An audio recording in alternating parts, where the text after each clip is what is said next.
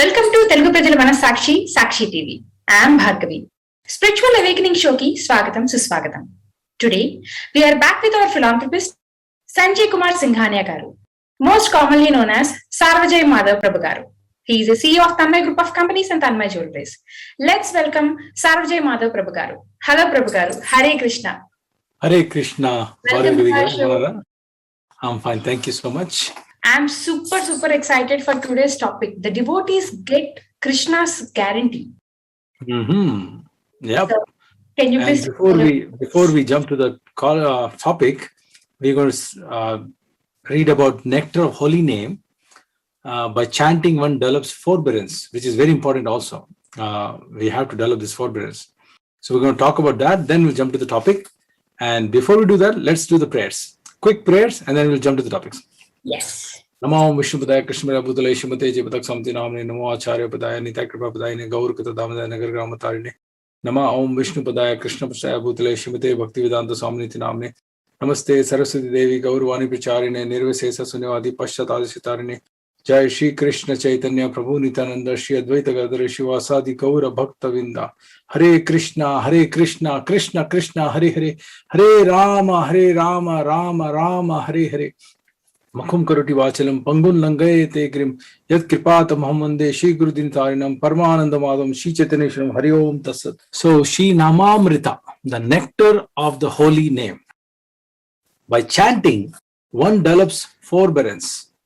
By chanting the Hare Krishna mantra, the quality of forbearance automatically develops. A devotee engaged in chanting the holy name of the Lord should practice forbearance like that of a tree. Even if rebuked or chastised, he should not say anything to others to retaliate.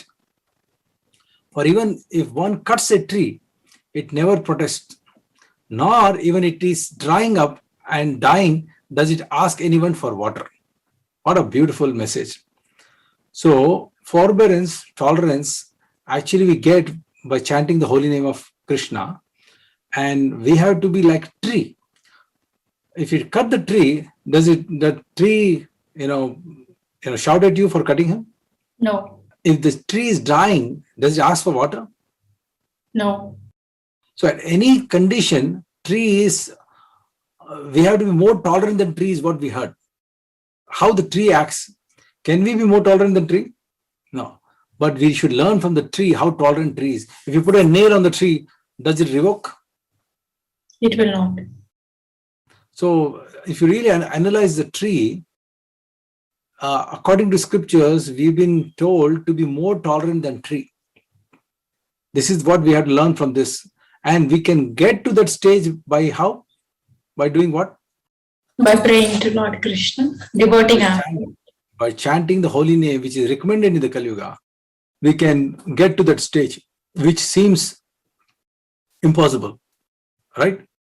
This practice of forbearance, Trinadapi Sunichena, is very difficult. But when one actually engages in chanting the Hare Krishna mantra, the quality of forbearance automatically develops. A person advanced in spiritual consciousness through the chanting of the Hare Krishna mantra need not practice to develop it separately. For a devotee develops all good qualities simply by chanting the Hare Krishna Mahamantra regularly. So just by chanting the Hare Krishna Mahamantra, which is recommended for this age of Kali Yuga, we get all this quality automatically.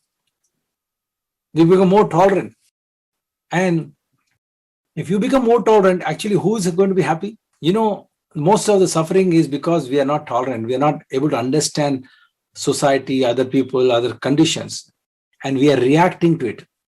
And my Guru Maharaj told, whole world, what we have learned growing up is tit for tat. This is the word we learned, right? Tit for tat. This is how we learned this is our education. Tit for tat. Somebody slaps you one time, you slap two times. It's not like Gandhiji that you give the second cheek for other slap. If somebody slaps you one time, you slap him two times, right? Yes. Eat ka jawab patthar se. You remember the story? Somebody is hitting you with a brick. You throw a stone on him. Eat ka jawab patthar se. This is the culture, what we learn. But what Lord Krishna is saying, what we learn from the scriptures is, see Chaitanya Charitamrita, that we have to develop tolerance, forbearance, by developing. How can we develop that? By chanting the holy name. And by doing that, I was telling about my Guru Maharaj's example, right? He said, tit for tat. Instead of tit for tat, my Guru Maharaj told, you should treat fire with water. So if somebody is coming to you like a fire, and you also, usual tendency of a human being is we also go fire. If somebody is shouting, you shout 10 times more, you raise more voice. He raises his voice, you raise more voice. The friction is continuously. So what you are doing, you are actually putting ghee on the fire. So that fire will go away? No. So what my Guru Maharaj told me, His Holiness Jayapatak Swami Guru Maharaj, he said, you should treat fire with water. So if somebody is coming aggressive, somebody is coming in a fighting mood to you, you take a position of water. He's coming, taking a position of fire. To put down fire, you need water. You don't need another fire to put down fire.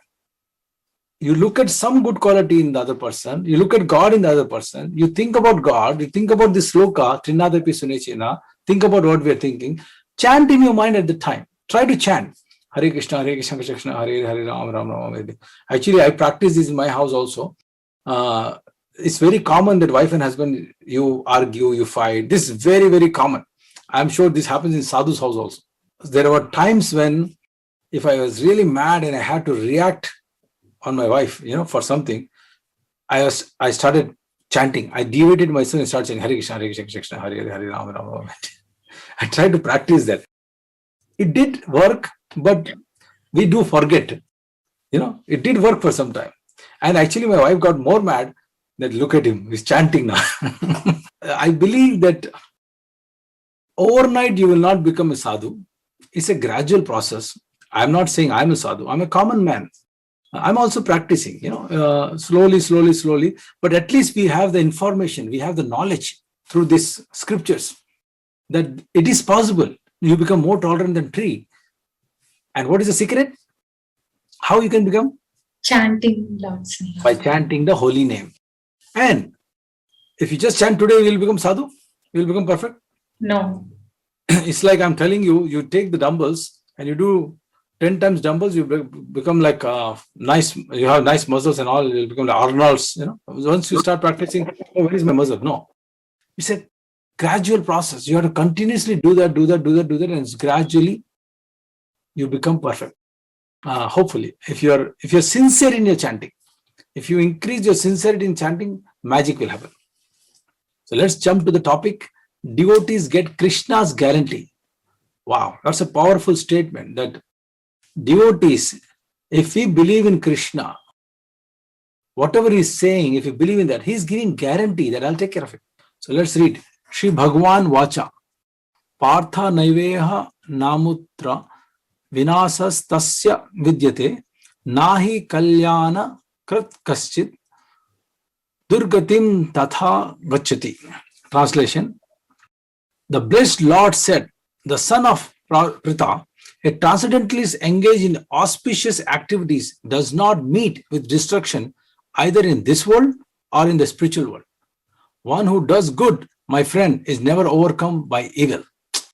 What a powerful sloka. So what is Lord Krishna himself saying here? You heard how we started this sloka? I'm not very good in Sanskrit, but I tried. But did you remember what I said before I said the sloka? What was the first line?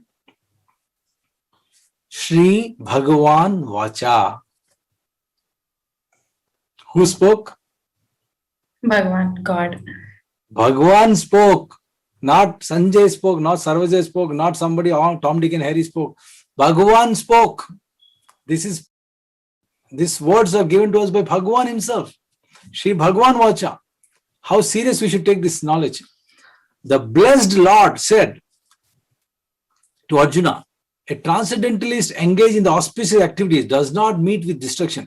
So one who is engaged in the auspicious activity, a transcendentalist, he will never meet with destruction either in this world or the spiritual world.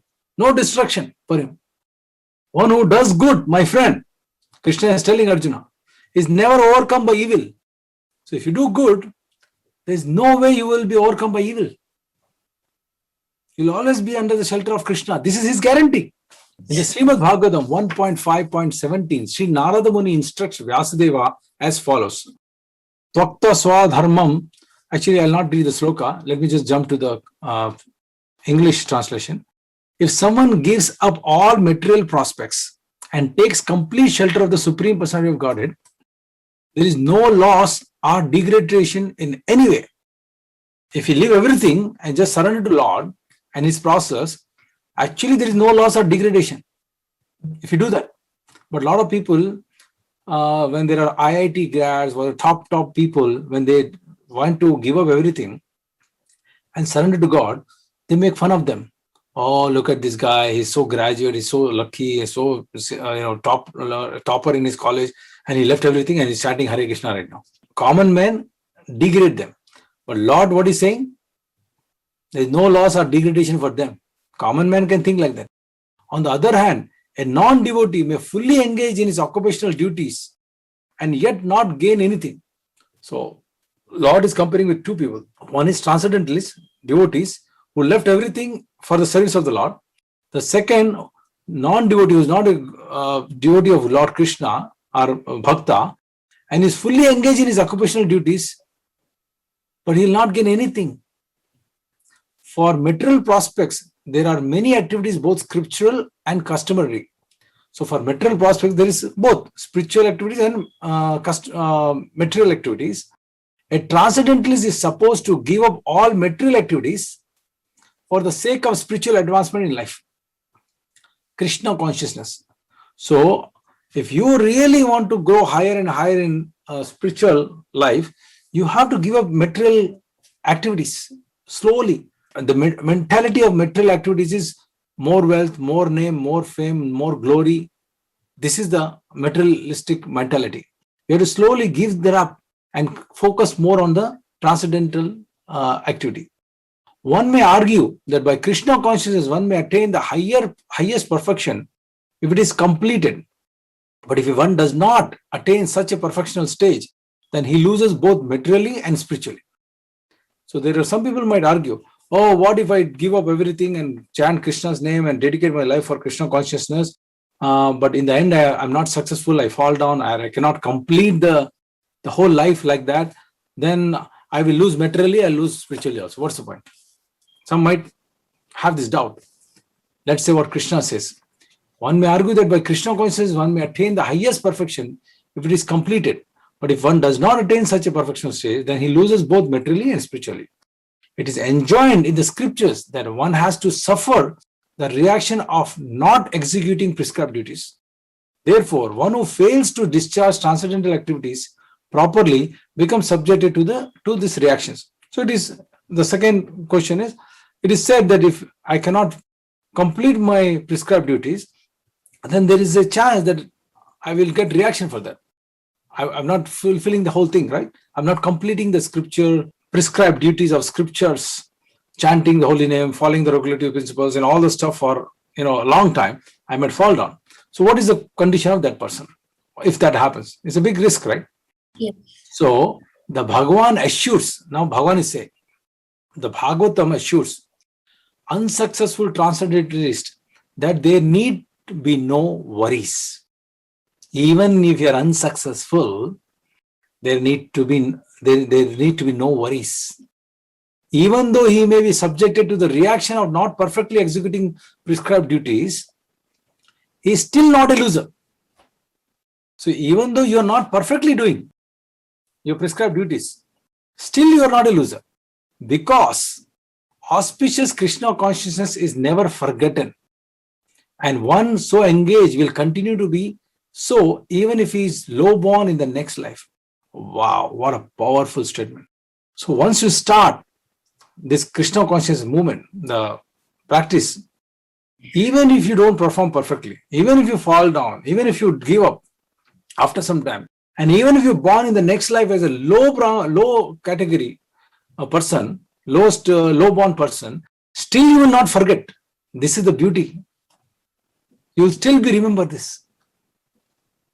God, the beauty about Krishna consciousness is, let's say in material world, you are building a 100-floor building. 2 floors you build and you died. Can you come back next year and start from the third floor? No.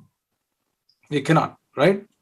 But in spirituality, if you build 2 floors, if you by devotion, by chanting, you reach 2 floors of credits, let's say. You come next life, you will be given chance to start from the 3rd floor. So your 2 floors of credit, bhakti credit, transcendental activities, whatever did, will never vanish. It will there be permanently in your account. So which is better? Bhakti life, the spiritual life. No loss, right? No loss. Yes. On the other hand, one who simply follows strictly the prescribed duties need not necessarily attain auspicious results if he is lacking in Krishna consciousness. So we have to understand this, how beautiful this knowledge is, what Krishna is giving, that in transcendental subjects, in Krishna consciousness, there is no loss or diminution. You will be always protected. That is Krishna's guarantee. The purport may be understood as follows. Humanity may be divided into 2 sections, namely the regulated and non-regulated. So those who are engaged simply in bestial sense gratification without knowledge of their next life or spiritual salvation belong to the non-regulated section. So those who don't believe in reincarnation, next life, punya and all, they believe in the non-regulated section. So they don't have any rules, regulations, shastra, nothing. And those who follow the principles of prescribed duties in the scriptures are classified amongst the regulated section. So those are following Bhagavad Gita, prescribed duties, whether it's Bible or Quran, they're genuinely following bona fide scriptures. They are called regulated. So there are 2 classes, non-regulated, regulated. Regulated follow scriptures, non-regulated do not follow any scriptures. The unregulated section, both civilized and uncivilized, educated and uneducated, strong and weak, are full of animal propensity. So those who are unregulated, whether they are educated, they are civilized or not civilized, educated or not educated, strong or weak, they all have animal propensity.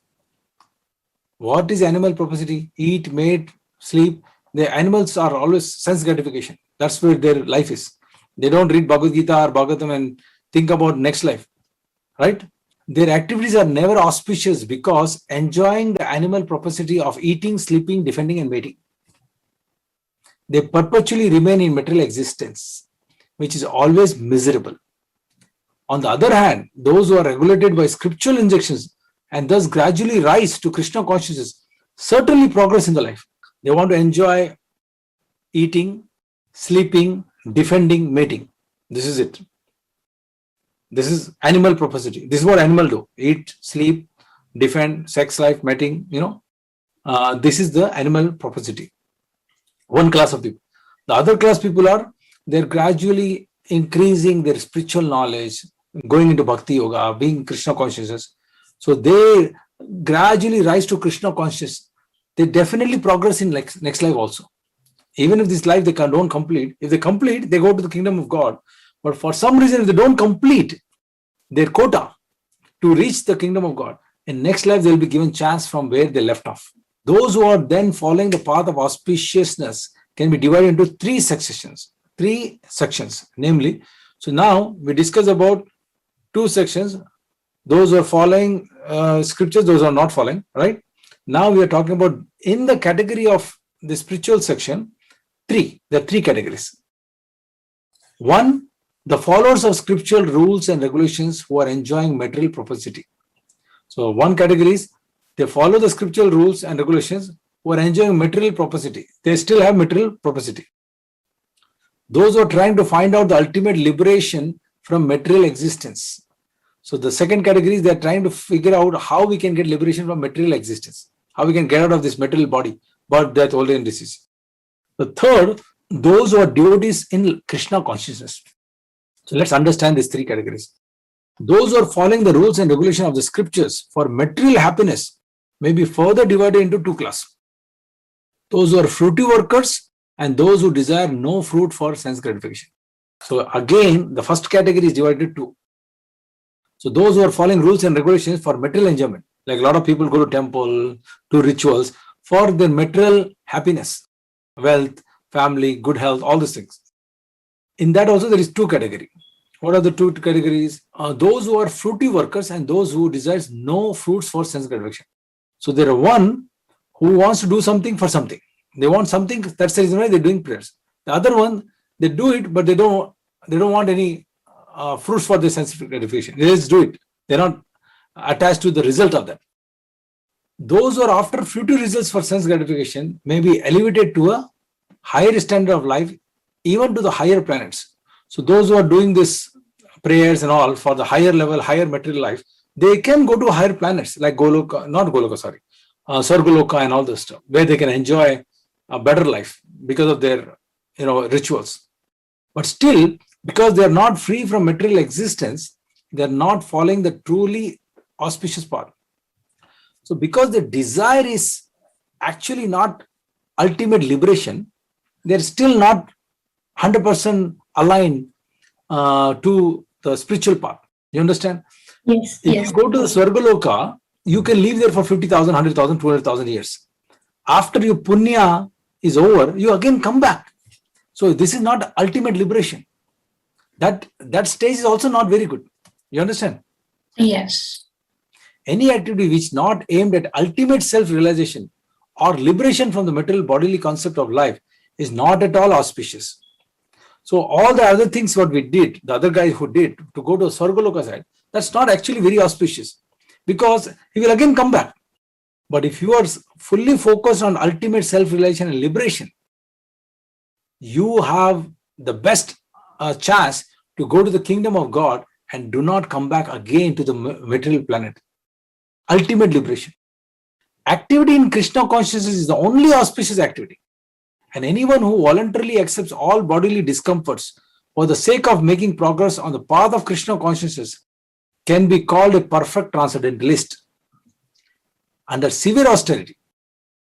And because the eightfold yoga system is directed towards the ultimate realization of Krishna consciousness, such practice is also auspicious. And no one who is trying his best in the matter need fear degradation. So anybody who's in Krishna consciousness, which is the topmost activity, they should not fear degradation, because ultimately if you practice this Krishna consciousness path, Krishna is guaranteeing you should not fear about degradation. You should not fear about fall down. Your success is guaranteed. You just have to do some austerities. You stay strong. Like if you want to become spiritually elevated, if you're focusing on spiritual, Srila Prabhupada, ISKCON founder Acharya, told us to 5 things. He said, you just do these 5 things. You can go back to Krishna Loka. What did he say? He said, no meat eating, no egg, fish, onion, garlic, nothing. No meat eating, okay? No alcohol, all tobacco drugs. No intoxication, basically. First is no meat eating, no intoxication any type, tea, coffee, chocolate, soft drinks, anything which has caffeine, anything which has nicotine, you should try to avoid. No intoxication. You don't take intoxication. We avoid onion, garlic also in intoxication. That also influences your mode of passion. Then no illicit sex. You cannot go around and do illicit sex. You can marry and have children, that's fine, but no illicit sex. Outside marriage you cannot have. And then no gambling. You cannot gamble. So if you really look at it, these 4 things are the causes of most of the problems. All the sin of the world, these are the 4 pillars where sin takes shelter. If you see Las Vegas, I don't know how many people know about Las Vegas. It's called Sin City. You know why? These 4 things are very common there. Meat eating, gambling, illicit sex, intoxication, all these things very common. It's available for almost free for a lot of people. And that's the reason the name of the city is called Sin City. And the 5th thing Prabhupada said is chanting 16 rounds of Hare Krishna Mahamantra. Minimum chanting 16 rounds of Hare Krishna Mantra. Prabhupada said if you follow these 4 regulative principles sincerely and chant the minimum 16 rounds and do a little bit of service here and there, you can go back to the Goloka Vrindavan Dham. You can go back to the kingdom of God. In this lifetime, you can go back. And if for some reason you cannot fulfill this and you fall down, you're doing for some time, you did for a few months or a few years, then you could not do it. According to this sloka what we read today, still there is no loss. Still you will not get degraded. You will get a chance again. So such a beautiful thing Krishna is telling. So my request to everybody is try at least. There is no loss in this. Even if you reach 1%, 2%, 10%, 50%, do something. If you are successful, you will finish this business and go back to the kingdom of God. Finish this business of birth, death, old age and disease. Nobody can overcome this without the mercy of Krishna. But if you cannot finish, at least you will get a next life and you will be given chance to start from where you left off. And there is a sloka in Bhagavad Gita where it says, Neha Vikraman Asusti Pratyevayo Vidyate Salpamapi Yasya Dharmasya Trayate Mahato Bhayat. The meaning, in this endeavor there is no loss or diminution. A little advancement on this path will save us from the greatest danger. And what is the danger? Coming back in next life like a cat, rat, lizard, mosquito, snake. You might come back like any species, 8.4 million species. God knows what life. Maybe you come like a tree and stay naked for 10,000 years. So, but by doing this little advancement on this path, you will be guaranteeing next life as a human being, and you will take birth in an aristocrat family or a Brahmana family, an intelligent class of family who will teach you about this knowledge, or like a Brahmana family, intelligent class, or you'll born in an aristocrat family, maybe a rich family where you don't have to struggle for day-to-day life and all. Maybe you will be given opportunity in that atmosphere to grow from there. Most of us are stuck in 9 to 5 just to take care of our bread, food, clothing, and shelter. Preaching is the essence. As I told you in many classes, as I've been sharing, that by sharing this knowledge, many people can benefit. Today you benefited, but if we start sharing with few more people, they also learn, and even if they start practicing Krishna consciousness, chanting Hare Krishna mantra, they will also benefit. So it's the greatest service to the humanity. So let's read. Preacher must tolerate inimical persons. So this is another thing about what is preaching qualities, how we should preach. After discussing enemies of the Krishna consciousness movement, caste Brahmanas and parents of the devotees, we have no business creating enemies, but the process is such that non-devotees will always be inimical towards us. Nevertheless, as stated in the Shastra, a devotee should be both tolerant and merciful. Devotees engaged in preaching should be prepared to be accused by ignorant persons, and yet they must be very merciful to the fallen conditioned souls. If one can execute his duty in the disciplic succession of Narada Muni, his service will be surely recognized, as the Lord says in Bhagavad Gita, Ya idam paramam goyam. So I'll read the translation. For one who explains the supreme secret to devotees, devotional service is guaranteed, and at the end he will come back to me. There is no servant in the world more dear to me than he, nor will be there even be one more dear. Let us continue preaching the message of Lord Krishna and not be afraid of enemies. Our only duty is to satisfy the Lord by preaching, which will be accepted as service by Lord Chaitanya and Lord Krishna. We must sincerely serve the Lord and not be deterred by so-called enemies. Srimad Bhagavatam 6.5.39. What it says is, devotees should be very tolerant when they preach. There will be enemies, there will be people who don't like, but you don't have to react. You be tolerant like a tree, what we read today. A devotee who is giving Krishna, talking about Krishna to his devotees, those who are inclined. Don't talk to people who are not inclined. Talk to people who are inclined, like you are inclined. I'm talking to you. But somebody is not inclined, try to avoid talking to them, because they'll disturb you, you'll disturb them also. So those who explains the supreme secret to the devotees, devotional service is guaranteed. Topmost secret I'll tell you from Bhagavad Gita. If you want to get close to Krishna, the simple secret is share Krishna consciousness with others, but share in such a way that you are not hurting them, you're not commanding them. You share humbly. In a humble way you share with them. And if Krishna so desire, they will understand your message and they will become Krishna conscious also. This is the secret. And you will become more dear to Krishna. Krishna is telling here, there is nobody more dear to me than one who explains this topmost science to my devotees. So you are actually becoming more dear to Krishna by sharing this knowledge with others.